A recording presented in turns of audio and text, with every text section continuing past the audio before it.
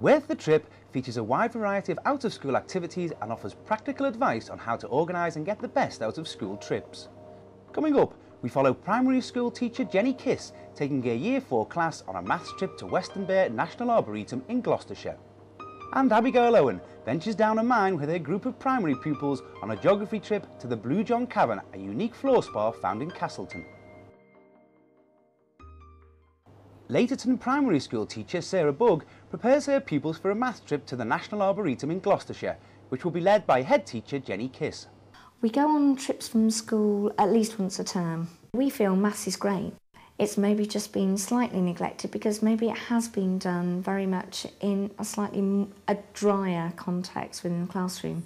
Now the other word that's come up in some of the things for tomorrow is a word called area. All right, so can everybody read it? Area, all right?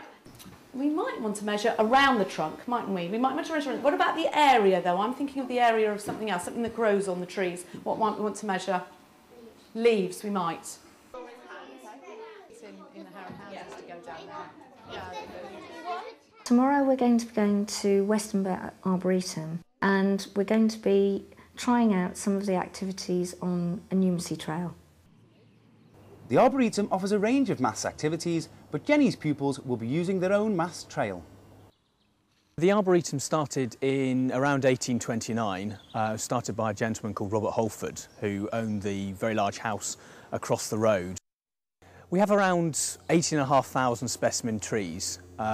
We've got around 3,500 different types of trees. The reason we have such a close relationship with Laterton is, firstly, they're on the doorstep. And I have a very good relationship with obviously the headmistress there, where we work quite closely together on a range of projects. Basically, Jenny proposed the idea of having a numeracy trail, and we worked on that. We took a walk round and sort of using my knowledge of the Arboretum and hers of numeracy, we came up with an idea of a range of different worksheets that can be done. And then Jenny worked on some and I worked on some, and basically it was taken from there. We're taking 2 classes of children. Some children in year 3 and 4 and some children in a separate class who are in years 4 and 5. When we get to the Arboretum, we're going to go to the Education Centre. We'll be splitting up into groups to carry out various maths activities. Now you can see why you needed your wellies today, can't you? OK, we've arrived in Lime Avenue. Tell me what you can see. Have a look. Look that way. Look up this way. What can you see? We're calculating the distances between trees so that we can go back and make some bar charts. Width. Underneath name, you'll be writing the width. Tell me which tree you're measuring the width from. So if that one is 1, 2, 3, this one is 4, 5, 6, 7. What do you notice about tree number 7?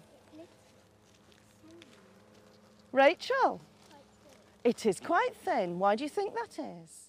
I think it's just lovely to be in a different environment. The children love to come out. It's a superb resource and on our doorstep. OK, have a look. Let's see if we can count how many trees. You see the autumn tree over to the right there? That's where we came in. So we're going to number all of these trees to make sure that we know which trees we're counting, which ones we're talking about. 1, 2, 3, 4. We've used it 2 or 3 times already, and I'm sure there'll be lots of schools around the area and indeed further afield who, once they know about it, will see the benefit. There's a huge amount of numeracy work that we can do here.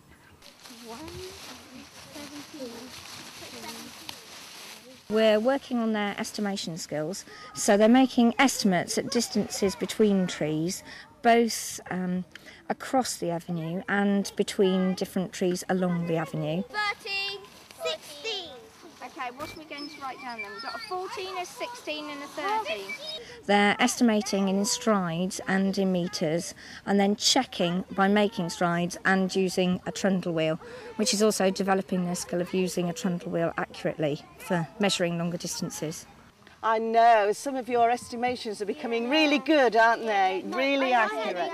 We're going to be going back to the Education Centre to do a slightly more sedentary exercise, but using lots of the leaves that we've got at our disposal within the Arboretum to practice finding area and also to practice looking at line symmetry. I want you to see if you can work out the area of one of the leaves. Now, how are you going to do that? Area. Do you remember that word? We like doing the numeracy trail for a number of reasons. One of the reasons is we developed it, so Laterton does have a great interest in the numeracy trail.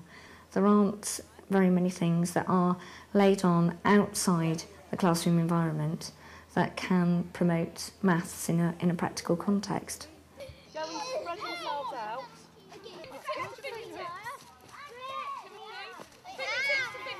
Right, Toby at this end.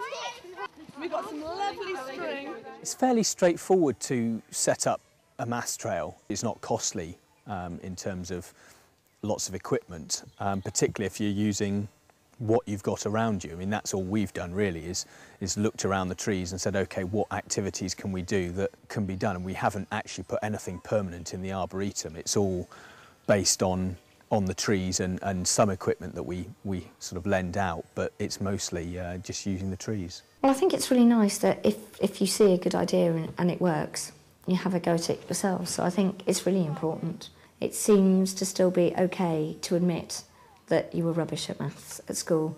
We've got a whole school full of children here who all love maths, who all like doing maths, even if they find it quite a challenging subject. And I think part of that is if you can move outside the bounds of the classroom and get outside into the real world. There are a variety of maths trips on offer throughout the UK, including the National Coal Mining Museum in Wakefield provides a unique opportunity to travel 140 metres underground down one of Britain's oldest working mines. The amazing Hedge Puzzle in Herefordshire makes maths fun and offers pupils the chance to learn through play in its mystic maze. School groups study the features of modern mathematics created in prehistoric times.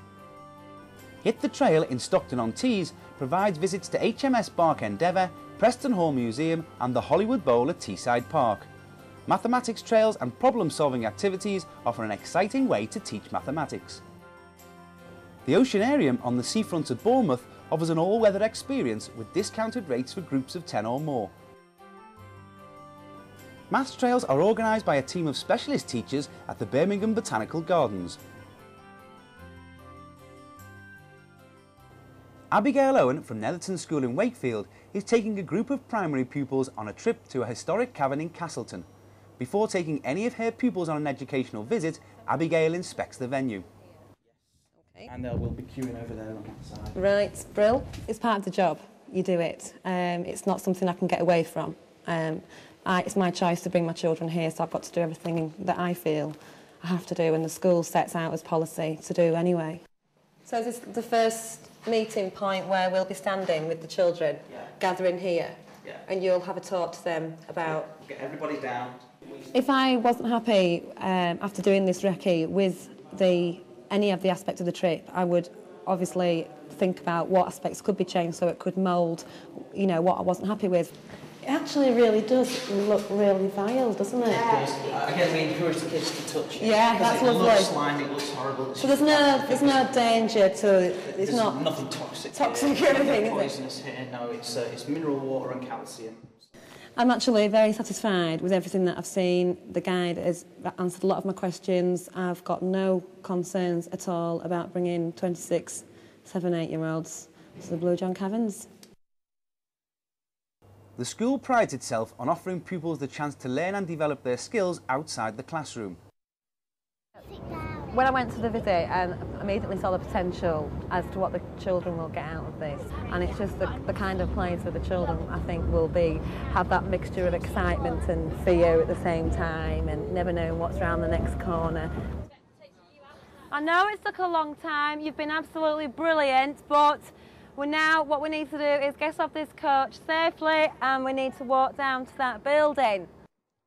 The caves are just a massive chambers and caverns which the children will be led round and given a tour guide and just said how they're made, any interesting features about the caverns. It's not topping! This is called topping. It's not topping! It's scary to think. Especially when you're 6. A lot, especially when you're 6, yeah, definitely. 6 and younger, 4. 6 and younger, 3. How many candles does something like that hold? 28. 28.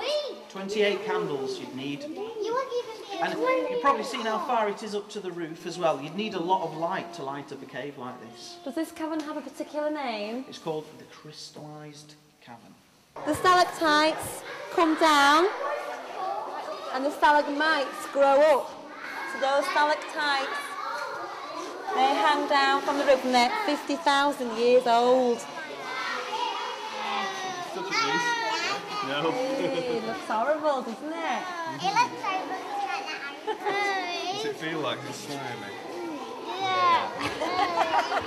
Yeah. So far, brilliant. The children are absolutely taken aback by it all. A bit hesitant at first, a bit nervous, but they were absolutely fine once we got into the cave, and they're full of questions and very good indeed. He's going to go up the inside. Where do you think he's going? Look, it's gone. It's gone. Where do you think it's going to come out? Oh no, well I might have to go rescue him. No, thanks. No? I'll go. Oh look, I can see his face. Give him all a cheer, children. For doing that for us. As we go up through, I'm going to keep asking you if you remember the names of each of the little caverns. Can anyone remember what the one that we've just been in? Where Richard did his climbing. It was a funny word. Begins with a V, yes. Variegated.